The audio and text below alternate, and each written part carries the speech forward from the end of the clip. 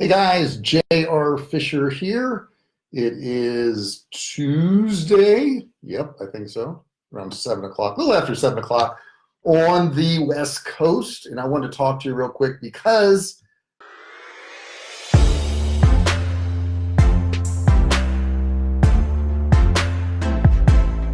I saw somebody today and they had posted something and they said that they were running some Facebook ads and they weren't going to use their pixel right now, but they were going to use it later on. Wow, is that a mistake?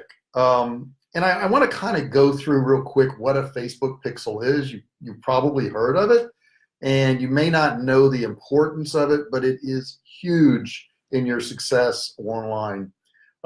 First off, what a Facebook pixel is there's one associated with every single ad account. So you're going to have an ad account. You can have more than one ad account. I have several ad accounts.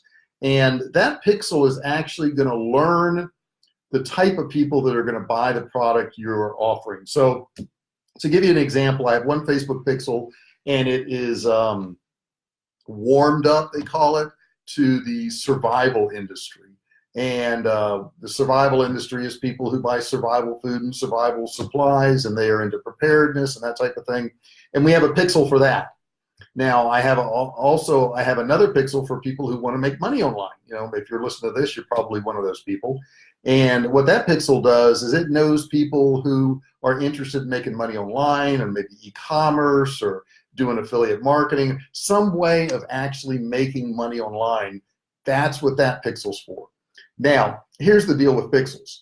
What it does is it starts to record the type of person that is doing the thing that Facebook is telling you, or excuse me, that you're telling Facebook that you want it to do. So to give you an example, if I ran an ad to sell a book on how to make money online, that particular pixel would look for that type of person. Now, if I didn't use a pixel, okay, like if I did what this person said, they were just going to run ads and they weren't going to use their pixel right now, then that would be equivalent to going out and renting a billboard out in the middle of the interstate and putting your offer up there and hoping somebody buys. Now, obviously, billboards are not real targeted, right? Because anybody can drive down the interstate, anybody can see your billboard, but the truth is probably nobody's even looking at it. And that's basically what will happen if you run a Facebook ad without a pixel. So there's a couple parts to a pixel. The first part is your pixel itself. And what that's going to do is record anytime somebody clicks or goes somewhere. You know, it's your landing page, your sales page, or something like that. And it's going to record those people. Now, the cool thing about doing that is later on, you can go back and you can run an ad to people who, let's say, went to your landing page or went to your sales page or went to your website or, you know, liked your page or something along those lines. Now, the next part of a pixel is actually the code, and it can be a conversion code, it can be a lead generation code, it can be a number of different things, but we're gonna just, for the example of this, we're gonna talk about the pixel itself and the conversion code. So the conversion code works along with the pixel, and it tells Facebook if people did something you want them to do. So to give you an example, let's say you have a sales page, and on that sales page you have a product that's for sale, and when they go there, they're going to get pixeled, okay? So that's the first step. Those people are going to get pixeled. You're going to know that those people went there. Great, awesome, cool. The next thing is we're going to use our conversion code. The conversion code itself is going to go on the page that the person would see if they bought your product. So to give you an example is if I'm selling, let's say, my book, okay? And if somebody clicks on the page and goes to the page where it tells them about the book, they're going to get pixeled. If they go to the page where it says, "Thank you for buying my book," that's the conversion code, okay? Or the next page, maybe it's not the thank you page. Maybe it's an upsell page where if they bought my book, the next thing I'm going to send them to is maybe a course I've got for sale. And the only way to get to that course is if they bought the book, because they wouldn't see the next page. So you could put your conversion code there. Now, what happens with that? Well, Facebook looks at this, and every time that conversion code fires, they go back and they look at the individual that did that thing, that they opted in, that they gave you a lead, that they bought your product, and they say, That's the kind of person that JR is looking for, because they just did what we were asked to do, and that was to get them to buy his product, okay?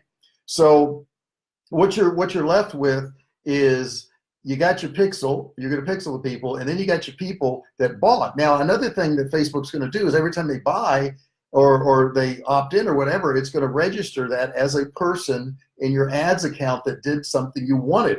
Now, the cool thing about this is you can look at how much you spent and how many of those actions actually occurred, such as purchases or opt-ins, and then it will give you the average cost for getting somebody to do that thing.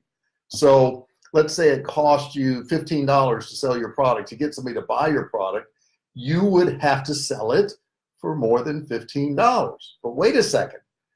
Would it ever be advisable to use a pixel and to buy a customer and make less than what that actual conversion is? And the answer is yes.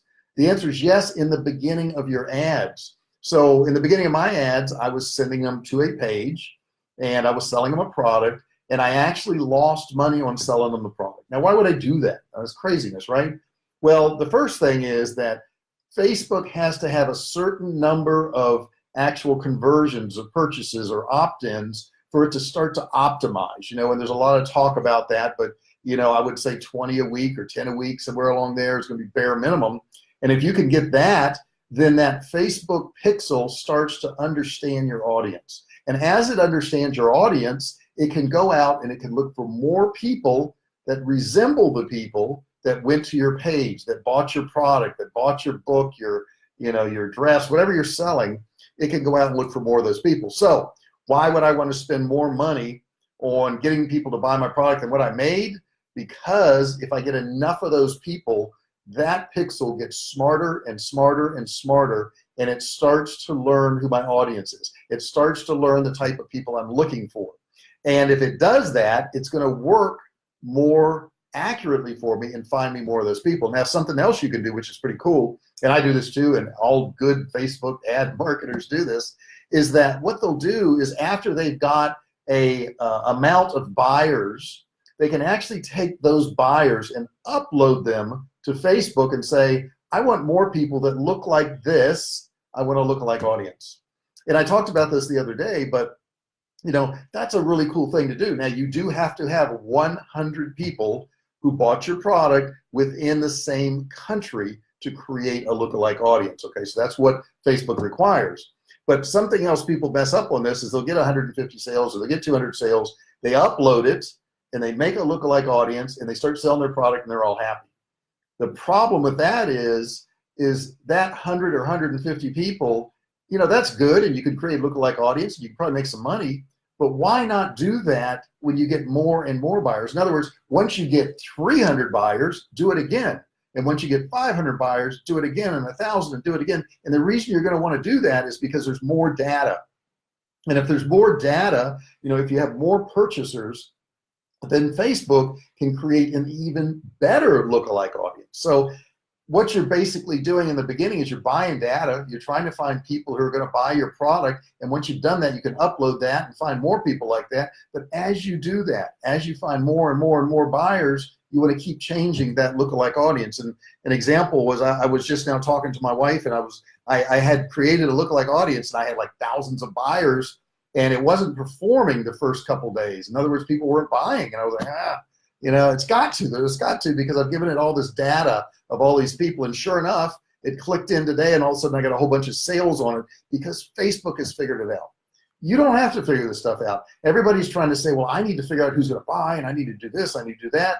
Let Facebook do its work. Don't get so targeted. Don't try to hit these exact age groups in the beginning and all that stuff, because that's what Facebook does. I mean, that's what Facebook's job is, to figure out if it's male or female or what age groups and all that. And the more targeted you make an ad in the beginning when it's cold, the more it's going to cost you, and you don't want to do that. You may lose a little bit of money in the beginning trying to get buyers for your product. In fact, that's probably going to happen, okay?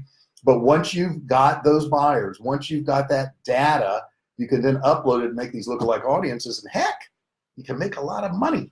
Now, you may be thinking, I don't even have a product to sell, JR. How am I going to do all these cool things you're talking about if I don't have a product? Well, I'm gonna help you out there too. Here's what you do. You go to jrfisherbook.com, and if somebody would type that in there, just type in jrfisherbook.com, and it doesn't matter if you're watching this live or if you're watching this later on, that book will show you how to find a product. Simple. Matter of fact, 4 simple steps to finding a product to sell online. And you could, shoot, it's like 40 some odd pages. You could read this in a few hours, right? And if you're a speed reader, you can read an hour or 2. And it's going to walk you through the steps of how to find a profitable product to sell online. It's super easy, guys. It's super easy. It's like $5.60. Not real expensive. And if you don't like the book, tell me. Thank you, Jessica, for typing that in there. If you don't like the book, tell me, and I'll give your money back. How can you lose? Why wouldn't you do that? Why wouldn't you do that? That'd be crazy, right? So anyhow, that's kind of an overview on Facebook Pixels. Now, it sounds a little complicated, and I'm telling you, I had a hard time with this in the beginning. I didn't understand it. I didn't get it. I get it now. You know, once it clicks with me, I'm okay. In the beginning, I'm not so smart, okay? So if you're not so smart in the beginning like me, you'll be okay too. Not a big deal, okay? So if you have questions about this, and I know I had a lot of questions, you've got somebody you can ask, me, okay? You just type it in that little comment area there. And you say, well, JR, I'm watching this video and it's not live right now. Well, right now it is live, okay? So don't get confused. It really is live right now. But if you're watching this a day later or 3 days later or a month later or a year later, you can still type it in there, because if you type in your question about anything I'm talking about, I get notified. And once I get notified, I'm gonna go back and answer you.